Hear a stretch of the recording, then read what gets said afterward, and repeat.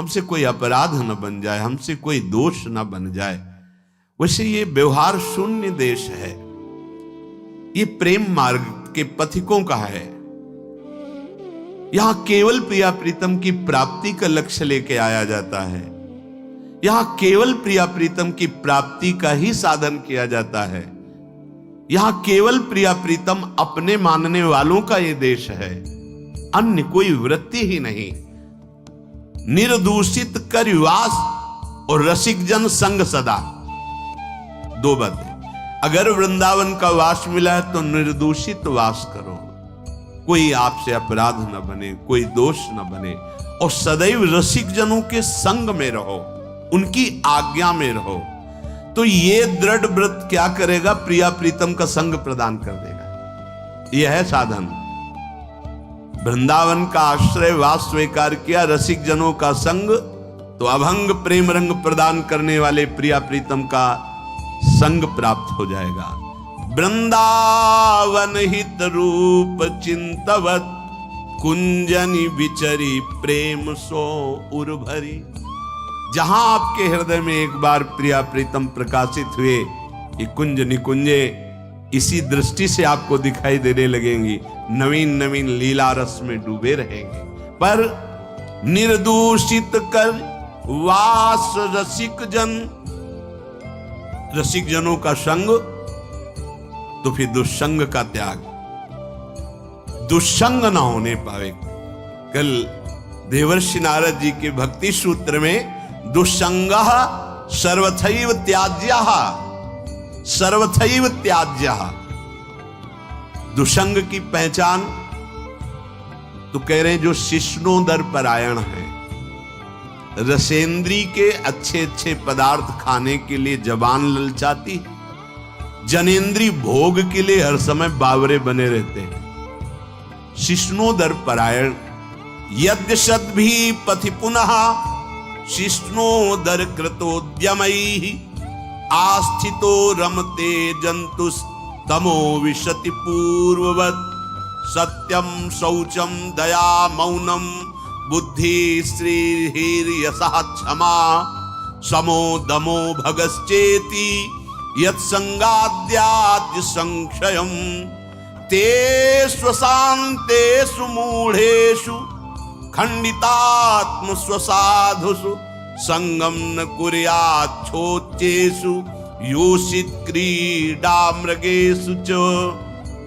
जो मनुष्य संभोग प्रिय है और रसेंद्री के भोग पदार्थों से प्रियता रखता है, ऐसे नीच पुरुष का संग नहीं करना चाहिए। जो भगवान की भक्ति से रहित है, केवल शिष्ण और उदर परायण है, उनका संग नरकगामी बना देगा। भगवान मना कर रहे हैं। आस्थितो रमते जंतुस्तमो विशति पूर्ववतम। पूर्व में हम अनंत जन्मों में इन्हीं भोगों में फंसे रहे, आज हमें परमार्थ का मार्ग मिला है। यदि हमने कहीं ऐसे पुरुषों का संग कर लिया तो हमारा परमार्थ बिगड़ जाएगा। सत्यम शौचम दया मौनम बुद्धि श्रीर् यशः क्षमा समो दमो भगश्चेति यत्संगाद्यात् संक्षयम। ऐसे दुष्ट संग से हमारे जीवन में सत्य का अभाव हो जाएगा। सत्य बोलना, सत्य मार्ग में चलना, सत्य चिंतन करना छूट जाएगा। पवित्रता नष्ट हो जाएगी, दया की जगह क्रूरता आ जाएगी। मननशीलता जो भगवत चरणारविंद की होनी चाहिए वो विषयों की होने लगेगी। हमारी बुद्धि, लज्जा, स्त्री, ईश्वर, ये सब भागवतिक सद्गुण नष्ट हो जाते हैं। अतएव दुष्ट संग न करे। ये जो अशांत चित्त है, मूर्ख है, भगवत विमुख है, नष्ट बुद्धि है, ये जो भोगों के खिलौने बने हुए हैं, ऐसे असाधु पुरुषों का कभी भी साधक संग न करे, नहीं तो नष्ट हो जाएगा। दुष्संग का त्याग प्रत्येक साधक को बड़ी सावधानी पूर्वक करना चाहिए। भगवत प्रेम या मोक्ष पदवी जो भी चाहिए वो तभी मिलेगा जब कुसंग का त्याग हो जाए। भगवान श्री रामचंद्र जी ने तो विभीषण जी से कहा कि बरु भल बास नरक कर ताता, दुष्ट संग जन देई विधाता। भगवान चाहे तो नरक का वास दे दे, अच्छा है, पर दुष्ट का संग ना मिले। नरक का वास क्यों अच्छा है?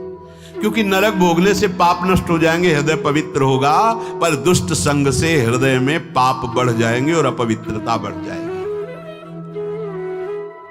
दुष्ट संग बड़ा दुर्भाग्य उदय होता है तब मिलता है। जैसे बड़ा सौभाग्य उदय होता है, भगवत कृपा होती तब साधु संग मिलता है, ऐसे बड़ा दुर्भाग्य उदय होता है तब दुष्ट संग मिलता है। इंद्रियों का कोई भी विषय, अभी तक तो बाहरी दुष्संग की बात, अब कह रहे हैं अंदर दुष्संग की बात। व्यक्ति जनित दुष्संग और वृत्ति जनित दुष्संग, अब अंदर की बात। इंद्रियों का कोई भी विषय जो हमारे मन को प्रियालाल से अलग करके, सतमार्ग से अलग करके भोग लालसा पैदा कर दे, पाप लालसा पैदा कर दे, गंदे विचार बढ़ा दे, हमारे भगवत प्राप्ति से हमारे चित्त को चलायमान कर दे, वो दुष्संग है वृत्ति का।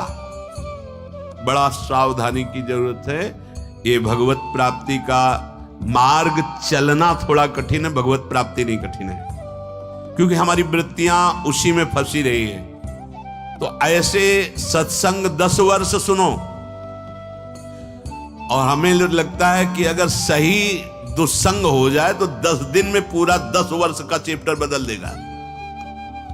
तो 10 वर्ष का सत्संग काम उतना नहीं किया, क्योंकि 10,000 जन्मों से हम दुस्संग में ही रहे हैं। तो जहां दुस्संग मिला तो मन राजी हो जाता है, यार बहुत जल चुके, 10 वर्ष हो गए। भगवत प्राप्ति के मार्ग से हमारे चित्त को चलायमान कर देने वाला दुस्संग हमारे पास भेजा जाएगा। बात समझना, माया ऐसे पार्षदों को भेजेगी। बहुत सावधान। अपने जीवन को केवल इसीलिए प्रारंभ हुआ था, प्रियालाल के लिए ही हमारा जीवन। हमें हर्षित नहीं होना किसी भी पद, व्यक्ति, वस्तु, स्थान में। अगर हर्षित हो गए तो मन फिर प्रियालाल में लगना बड़ा कठिन हो जाएगा। ये बालू का बांध है, एक बार फूटा तो दोबारा बनाना बड़ा मुश्किल है। सावधान। हमें ना कोई ऐसी चेतन वस्तु या जड़ वस्तु का दृश्य देखना है जो हमारे अंदर भोग वासना पैदा कर दे। जड़ के देखने से भी होता है क्या? हाँ, चित्र जड़ ही तो है। जो आप चलचित्र देख रहे हो जड़ ही तो है ना, उसमें कुछ हो थोड़ी रहा है, वर्तमान में थोड़ी हो रहा है, वो तो चित्र है। लेकिन वो चित्र तुम्हारे चित्त को बलात् आकर्षित करके भोगों में फंसा देगा। बहुत सावधान। ना कोई चैतन्य वस्तु। संगम त्यजेत मिथुन वृत्ति नाम मोक्षो। मैथुन धर्म से युक्त किसी भी प्राणी पर दृष्टि जाए तत्काल मानसिक प्रणाम करके हटा लीजिए। दोबारा दृष्टि गई तो पतित हो जाओगे, संकल्प विकल्प होने लगेगा। इसीलिए साधक अपनी दृष्टि पर शासन रखता है। ये उचक्का की तरह ऐसे ऐसे चलना साधकों का स्वभाव नहीं होता। बावरों की तरह ऐसे ऐसे देखना, गर्दन इधर, ग्रीवा झुकी हुई है, आगे का मार्ग देख रहे हैं, नाम निरंतर चल रहा है। किसी से बात कर रहे हैं अगर तो भगवत वार्ता कर रहे हैं, चेहरा देखना जरूरी नहीं, चाहे स्त्री हो चाहे पुरुष हो। जब आपको पता है कि हमारे पूज्य जन है तो हम उनका दर्शन करते, नहीं तो चरणों तक सीमित है। ऐसे बात की चल दिया, कोई भी रूप हमारे नेत्रों ने नहीं पकड़ा।